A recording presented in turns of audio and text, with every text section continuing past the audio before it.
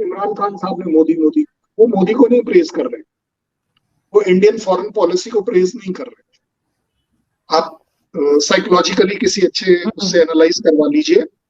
वो बोल रहे हैं कि पाकिस्तान में अगर कोई मोदी जैसा हो सकता है तो वो मैं हूं। क्योंकि इंडिया कहता है जी हमारे साथ तो बिजनेस करें, इन्वेस्टमेंट करें। पाकिस्तान की तरह तो नहीं है कि सीधा सीधे रुपये मांग लेना, और हम पैसे मांगते हैं हड़प करने के लिए।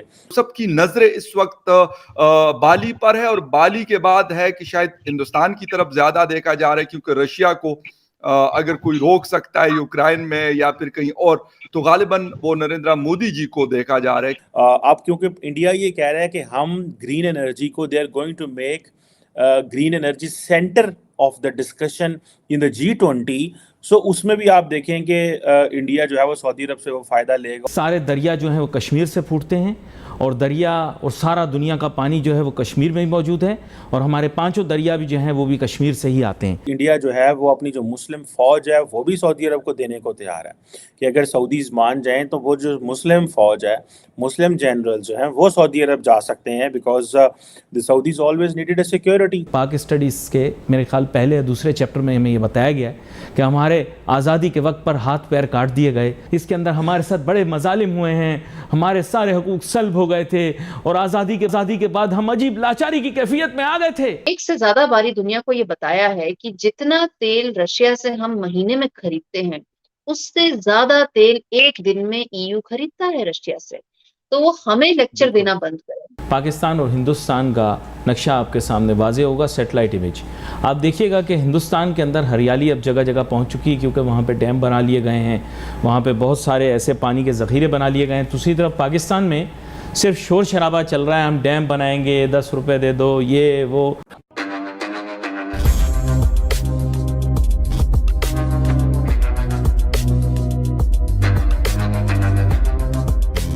नमस्कार दोस्तों, आप सबको हमारे इंडियन आर्मी की शौर्य और पराक्रम के बारे में पता होगा।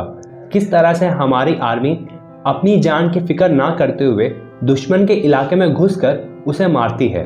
दोस्तों, अब सऊदी अरबिया हमारी आर्मी की इस शौर्य को देखते हुए चाहती है कि हमारी आर्मी उन्हें सिक्योरिटी प्रोवाइड करे, जो कि पिछले कुछ सालों से अमेरिका करते हुए आ रहा था। और इसी के ऊपर बात करने के लिए सऊदी अरब के आर्मी चीफ कुछ ही महीने पहले भारत आए थे हमारे आर्मी चीफ से मिलने के लिए। लेकिन दोस्तों, इस चीज़ को देखते हुए हमारे पड़ोसी देश भिखारिस्तान काफ़ी ज़्यादा चिंतित है, क्योंकि उन्हें लगता है कि भारत उनकी कमाई छीन रहा है।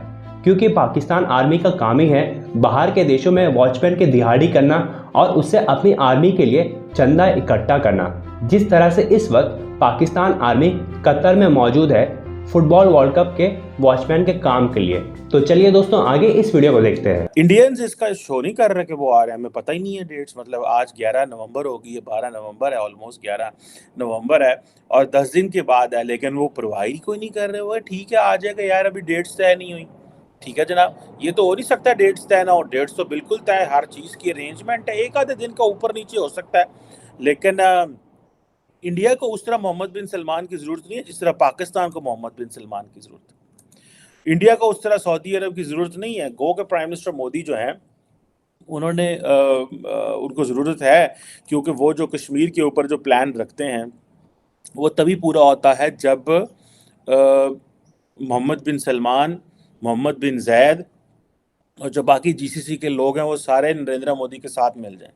मोहम्मद बिन सलमान और नरेंद्र मोदी का जो पर्सपेक्टिव है रशिया के ऊपर वो सेम है।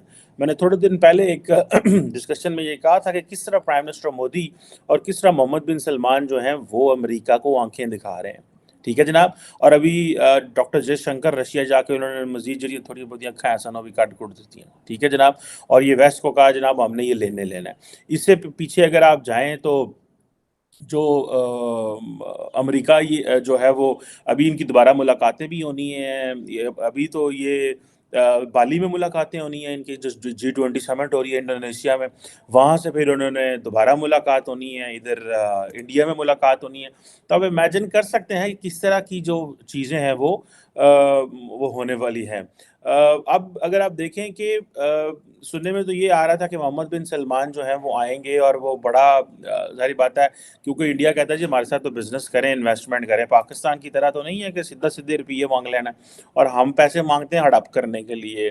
मतलब बस ठीक है अंदर आ जाओ, दे दो कोई अगो there is no point on that. और उनको पता है कि एक तो सऊदीज़ के पास पोटेंशियल है, दूसरा इंडिया के पास एक मुस्लिम पॉपुलेशन है जिसको कैश इन किया जा सकता है। सुनने में तो ये भी आ रहा था कि इंडिया जो है वो अपनी जो मुस्लिम फ़ौज है वो भी सऊदी अरब को देने को तैयार है, कि अगर सऊदीज़ मान जाएँ तो वो जो मुस्लिम फ़ौज है, मुस्लिम जनरल जो हैं वो सऊदी अरब जा सकते हैं, because the Saudis always needed a security. तो ये काम पहले पाकिस्तान कर रहा था, फिर अमेरिकन्स कर रहे हैं, अब पाकिस्तानी भी कर रहे हैं।